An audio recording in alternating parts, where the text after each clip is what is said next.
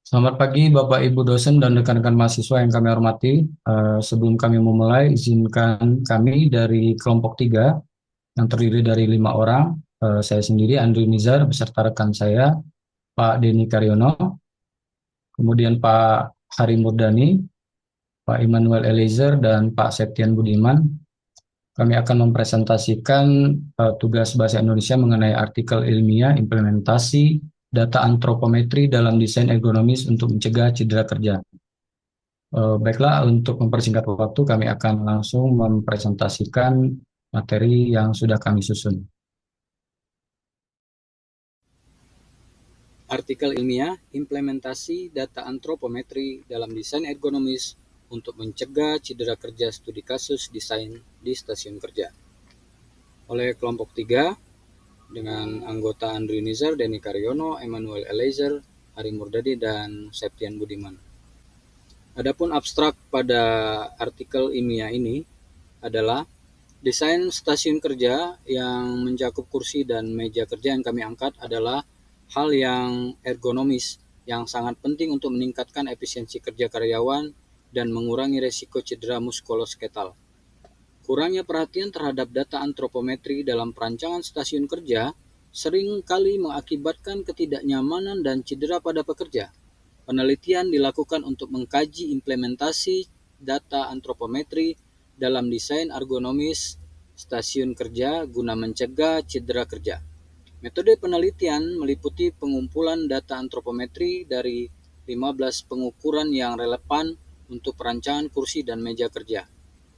Adapun analisis yang kami dapatkan yaitu data menggunakan uji normalitas Kolmogorov-Simorov, uji keseragaman menggunakan Minitab serta perhitungan persentil kelima, 50 dan 95 untuk mengusulkan desain ergonomis. Analisa persentil digunakan untuk menentukan dimensi minimum, rata-rata, dan juga maksimum dalam desain kursi dan meja kerja, memastikan akomodasi bagi sebagian besar populasi.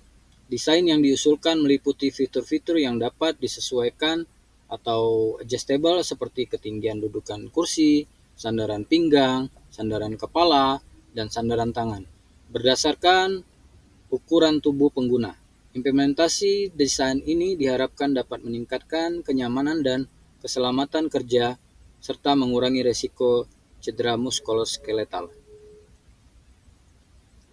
Adapun latar belakang dan permasalahannya, ergonomis dalam suatu disiplin ilmu yang berkaitan dengan interaksi antara manusia dengan objek yang digunakan. Penerapan ergonomis berbasis data antropometri dapat meningkatkan kesejahteraan pekerja secara keseluruhan. Adapun permasalahan yang kami angkat adalah dalam lingkup perusahaan terdapat permasalahan yang sering dihadapi di mana sistem kerja dan lingkungan kerja yang kurang mendukung para penggunanya, seperti cedera kerja, posisi kerja, maupun karena faktor beban kerja yang berlebih. Tujuan penelitian. Untuk tujuan penelitian, perancangan desain stasiun kerja, meja kerja kursi berbasis data antropometri, menerapkan prinsip ergonomis berbasis data antropometri, dan juga untuk memberikan manfaat jangka panjang berupa peningkatan efisiensi operasional dan pengurangan biaya terkait kesejahteraan karyawan atau kompensasi cedera akibat kerja. Demikian yang dapat saya sampaikan, akan dilanjutkan oleh rekan saya, Pak Denny. Atas waktunya kami persilakan. Selanjutnya, metodologi penelitian. Penelitian ini menggunakan metode pengumpulan data kuantitatif untuk menganalisa data antropometri. Studi kasus difokuskan pada mahasiswa teknik industri binus online kelas DZDA untuk memperoleh data antropometri yang spesifik dan relevan dengan desain ergonomi stasiun kerja. Selanjutnya, sampel dan populasi dalam penelitian ini adalah mahasiswa teknik industri binus online kelas DZDA. Sampel akan dipilih menggunakan teknik total sampling. Untuk selanjutnya, pengumpulan data. Yang pertama, data primer diambil dengan melakukan survei langsung. Yang kedua, data sekunder diambil melalui studi literasi. Selanjutnya, instrumen penelitian. Instrumen yang digunakan dalam penelitian ini adalah formulir data antropometri. Alat yang digunakan adalah meteran atau pita ukur. Baik Mas Denny, saya lanjutkan penjelasannya. Selanjutnya kita masuk ke hasil dan pembahasan. Untuk analisis data ini, dalam perancangan stasiun kerja yang ergonomis, maka data yang antropometri yang dibutuhkan adalah 15 data antropometri berdasarkan tabel Cromer yang terdiri dari poin 8, 10, 11, 12, 13, 14, 24, 25, 27, dan 28.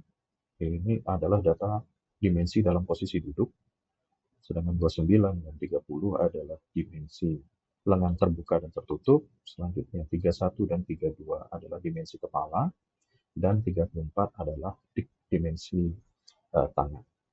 Seperti yang bisa dilihat pada tabel di sebelah kanan.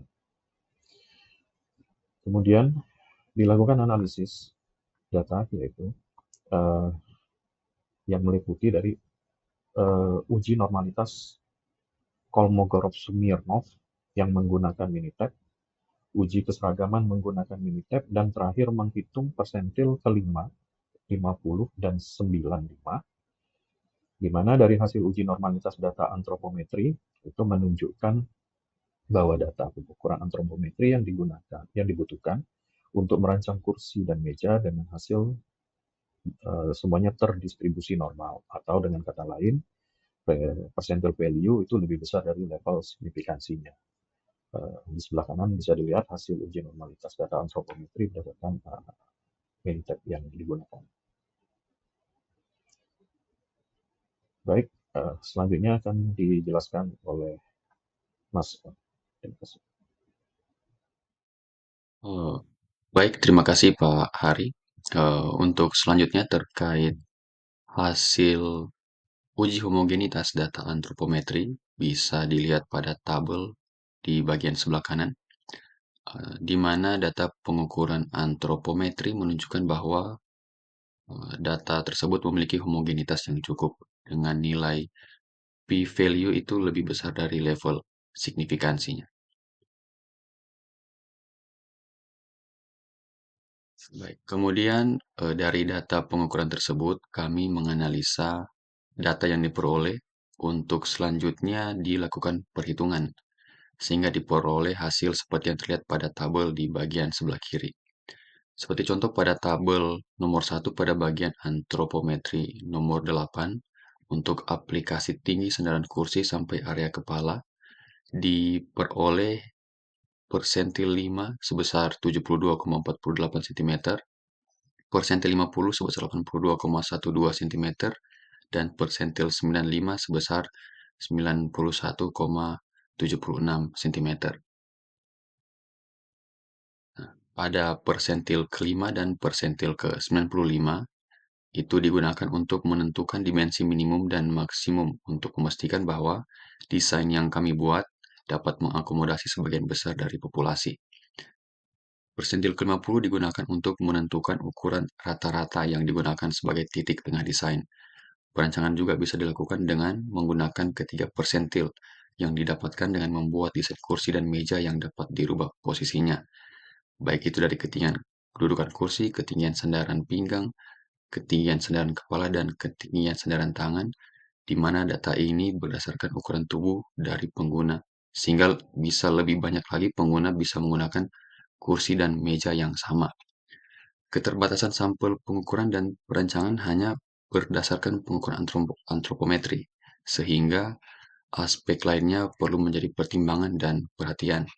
Oleh karena itu, pada penelitian selanjutnya, desain yang diusulkan bisa dipertimbangkan dari sisi aspek estetika dan dapat dibentuk menjadi prototipe atau gambar 3 dimensi agar bisa lebih mudah untuk dipahami.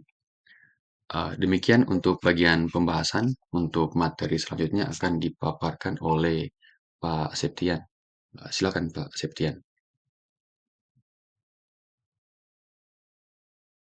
Selanjutnya pada bagian kesimpulan, adapun kesimpulan dari hasil penelitian yang kami lakukan, pertama yaitu penggunaan data antropometri dalam perancangan desain meja dan kursi yang ergonomis melalui analisis normalitas dan keseragaman, data pengukuran yang digunakan terbukti valid, sehingga hasil analisis bisa diandalkan dan representatif.